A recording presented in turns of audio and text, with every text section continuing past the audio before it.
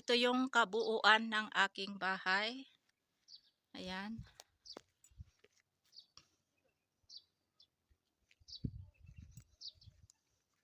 This is left veranda.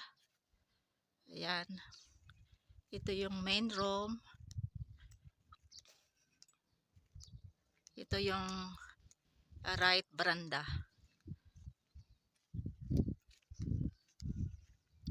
Today is first day of Eid. Eid Mubarak to all Muslims around the world. Kanina may mga bisita nang pumunta dito, kaya lang siguro naggala pa sa ibang mga bahay. Ayan, ito yung extension room na after Eid umpisahan na namin.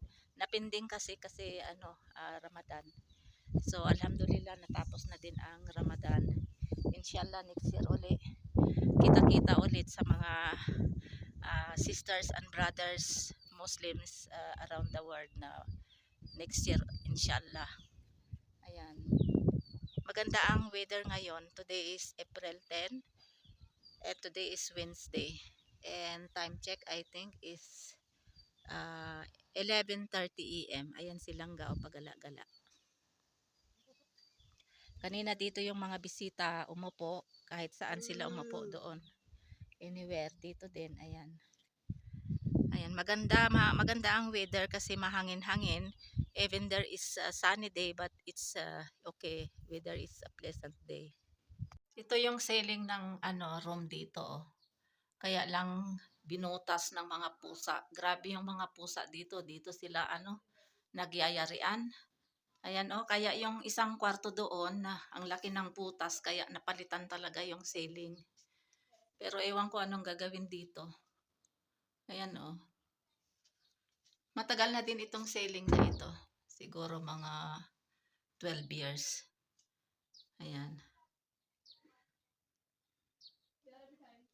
May bed din dito, double bed.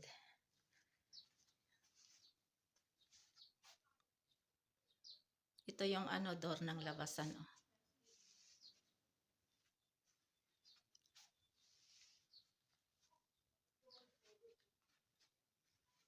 Ito yung aking custard. Strawberry flavor, mango flavor. Ito yung chana chat. Ito naman yung kusina. Ayan, pasok tayo dito sa kusina. Ayan silang nakatulog.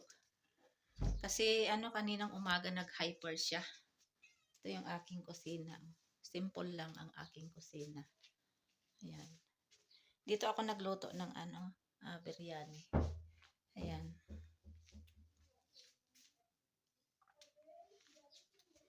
Ito yung ceiling ng aking kusina.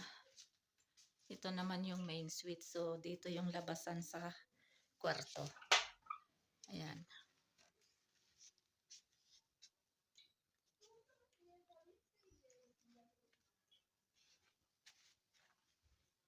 Pusa. Labas po sa labas. You go outside.